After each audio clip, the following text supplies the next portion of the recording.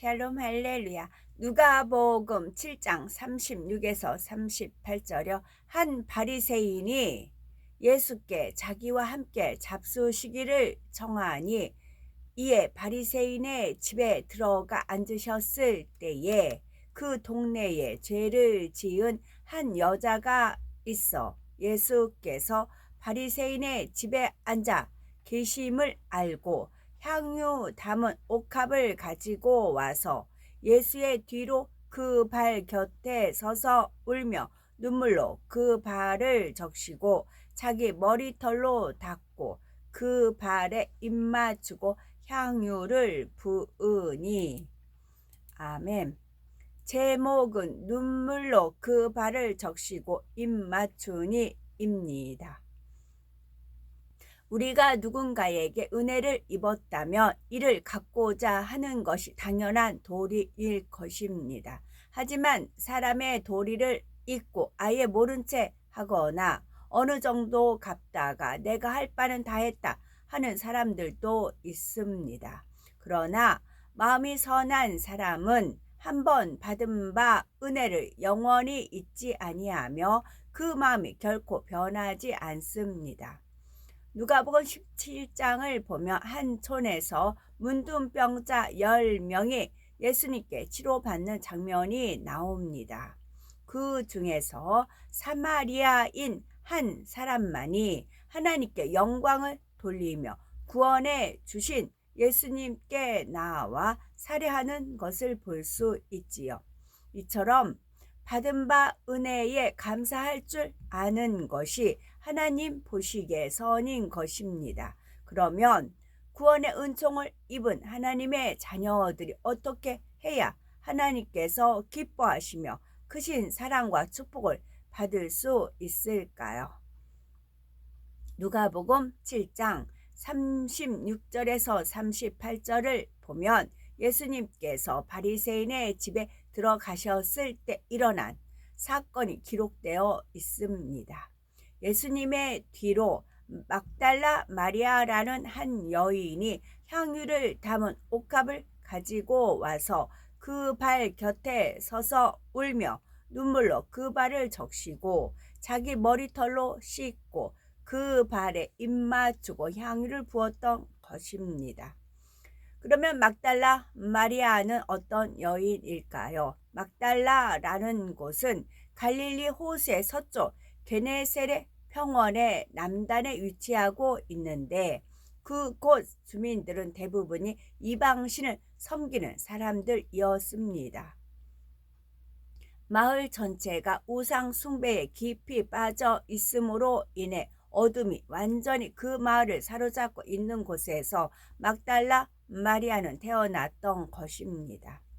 누가복음 8장 2절을 보면 또한 악귀를 쫓아내심과 병 고침을 받은 어떤 여자들 곧 7 귀신이 나간 자 막달라인이라 하는 마리아라고 기록되어 있습니다. 막달라 마리아도 역시 귀신으로부터 많은 고통을 받았던 것입니다.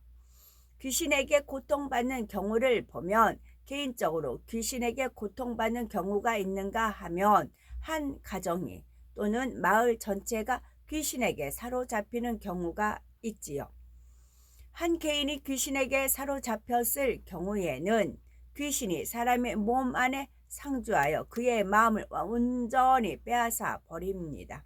그러나 막달라 마리아가 7 귀신에게 고통받았다는 것은 그런 의미가 아니라 대대로 우상 숭배에 찌들어 하나님을 완전히 떠난 가정에서 태어남으로 그 가정에 임한 저주들로 인해 많은 고통을 받았다는 의미입니다.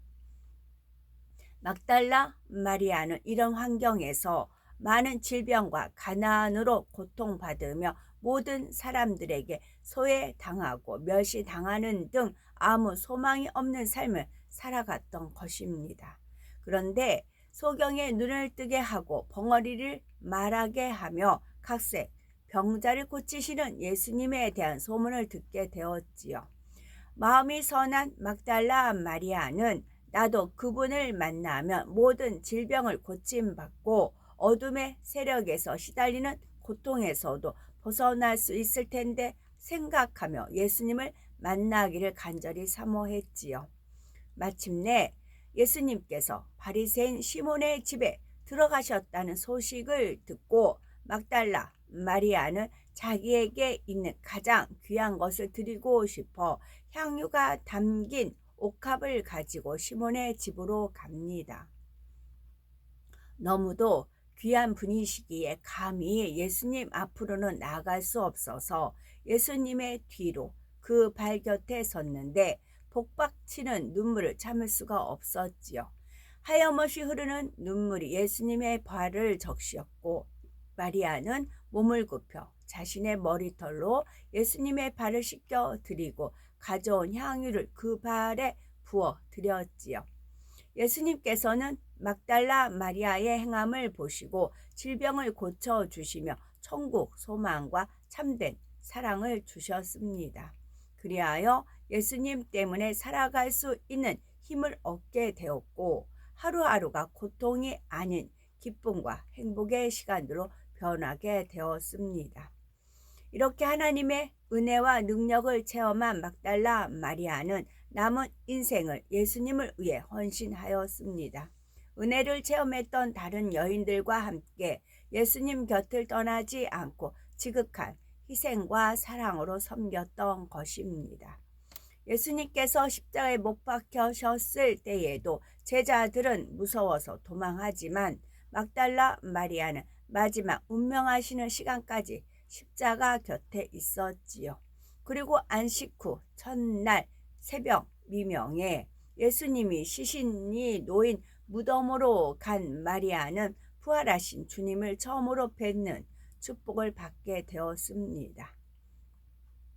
예수님께서 부활하신 후 마리아에게 처음으로 보이신 것은 우연이 아니라 막달라 마리아가 얼마나 예수님을 사랑하고 사랑받은 사람이었는지를 능히 짐작하게 하는 것입니다. 그러면 막달라 마리아가 예수님의 발을 눈물로 적시고 자기 머리털로 씻고 그 발에 입 맞추고 옥합을 깨트려 향유를 부어 드린 데는 어떤 의미가 담겨 있는 것일까요? 이는 자신의 몸과 함께 마음과 정성을 예수님께 모두 드린다는 의미입니다. 먼저 옥합이라고 하는 것은 향유를 담았던 아주 특별한 그릇입니다. 우리가 평소 귀하게 여기는 물건이나 보물은 아무데나 담아두지 않는 것과 같이 마리아가 예수님께 부어드린 향유는 매우 귀하고 값진 것이었으므로 이것을 담은 옥합 역시 아주 귀한 것이었습니다. 여기서 옥합은 영적으로 몸을 상징하며 옥합을 깨트린다는 것은 예수님께 자기 몸을 들여 헌신한다는 뜻이지요. 아무리 값비싼 향유일지라도 그것은 옥합을 깨트려야 부을 수 있는 것입니다.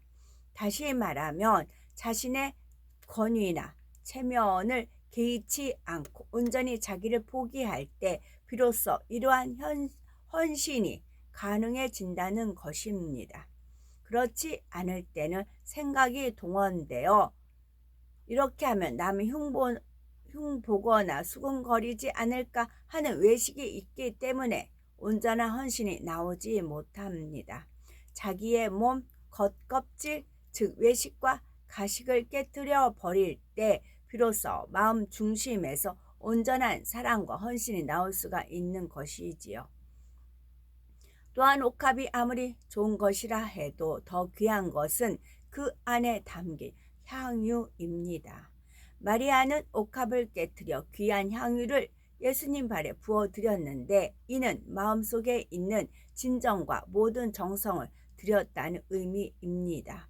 즉 육체의 소욕을 벗어버리고 성령의 소욕을 쫓아 행할 때 진정한 사랑이 나온다는 것을 깨닫게 해주는 말씀이지요.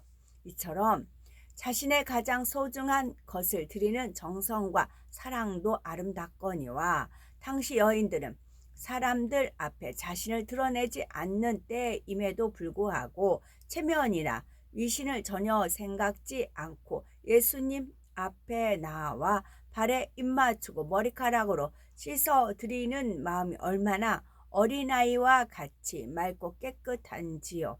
더구나 여인에게 있어서 머리카락은 매우 소중한 것인데 그러한 머리털로 발을 씻었다는 것은 온전히 낮아지는 겸손의 마음으로 예수님을 섬기려는 간절한 헌신과 사랑의 표현인 것입니다.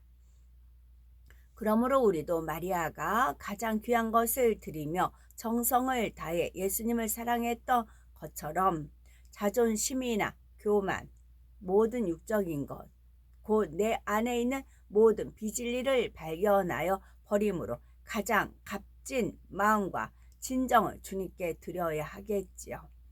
사람들 중에는 감사하는 마음이 있어도 자기 생각이나 나름대로 닦여진 교양으로 인해 그 마음을 제대로 표현하지 못하는 경우가 있습니다. 그러나 그것은 선이 아니라는 사실을 깨우쳐야 합니다. 만일 막달라 마리아가 감사하는 마음을 가지고만 있었다며 어찌 예수님의 기쁨이 되고 부활하신 예수님을 첫 대면하는 여인이 될 수 있었겠는지요. 예수님께 대한 자신의 사랑을 담대하게 표현했기에 오늘날까지도 그 영적인 사랑의 향기가 전해져 오는 것입니다. 이는 마리아가 예수님께 향유를 부어드리는 것을 이상히 여긴 한 바리새인에 대한 예수님의 대화를 통해 더 잘 알 수 있습니다. 바리새인이 마음에 이르기를, 이 사람이 만일 선지자더면 자기를 만지는 이 여자가 누구며 어떠한 자 곧 죄인인 줄 알았으리라 합니다. 그런데 예수님께서는 벌써 그의 마음을 아시고 한 가지 비유를 들어 깨우쳐 줍니다. 시몬아, 빚주는 사람에게 빚진 자가 둘이 있어 하나는 500데나리온을 졌고 하나는 50데나리온을 졌는데 갚을 것이 없으므로 둘 다 탕감하여 주었으니 둘 중에 누가 저를 더 사랑하겠느냐 하고 물으시니 시몬이 제 생각에는 많이 탕감함을 받은 자이니이다 라고 대답합니다. 이에 예수님께서 네 판단이 옳다. 이 여자를 보느냐? 내가 네 집에 들어오매 너는 내게 발 씻을 물도 주지 아니하였으되 이 여자는 눈물로 내 발을 적시고 그 머리털로 씻었으며 너는 내게 입맞추지 아니하였으되 저는 내가 들어올 때부터 내 발에 입맞추기를 그치지 아니하였으며 너는 내 머리에 감람유도 붓지 아니하였으되 저는 향유를 내 발에 부었느니라. 이러므로 내가 네게 말하노니 저의 많은 죄가 사하여졌도다. 이는 저의 사랑함이 많음이라 말씀하셨습니다. 이처럼 받은 바 은혜를 잊지 않고 갚는 것은 하나님의 선하신 뜻이며 이를 행할 때에 하나님의 기뻐하심을 잊게 되고 더 나아가 이러한 마음씀과 행함이 변함없어야 온전한 것입니다. 그런데 많은 사람들이 하나님께로부터 질병을 치료받거나 기도에 응답받아 문제가 해결되면 뜨거웠던 마음이 식어지고 변질되어 버리니 참으로 안타까운 일이죠. 하나님께 응답받고 치료받는 것도 중요하지만 영혼의 구원 문제는 더더욱 중요한 것임을 알아야 합니다. 하나님의 말씀을 통해 마음의 악을 발견하여 버리며 지옥에 꺼지지 않는 불 속에서 영원히 고통받아야 할 영혼이 행복이 가득한 천국으로 옮겨졌다는 사실은 질병을 치료받은 것보다 비교할 수 없는 큰 은혜인 것입니다. 예수님께서 막달라 마리아를 칭찬하신 것도 예수님을 향한 영적인 사랑과 정성과 헌신에 대한 진실의 본을 보여주었기 때문입니다. 예수님을 위해 전생애를 헌신한 이러한 모습을 하나님께서는 선하게 여기시는 것이며 이런 마음을 가진 사람이라면 누구나 복을 받고 어떤 문제라도 해결받을 수 있습니다. 그러므로 한번 받은 은혜를 잊지 않고 변함없는 선의 행함으로 나아온 마리아와 같은 영적인 사랑을 소유하여 더욱 하나님을 사랑하시며 항상 축복된 삶을 영위하는 우리가 되어야 되겠습니다. 아멘.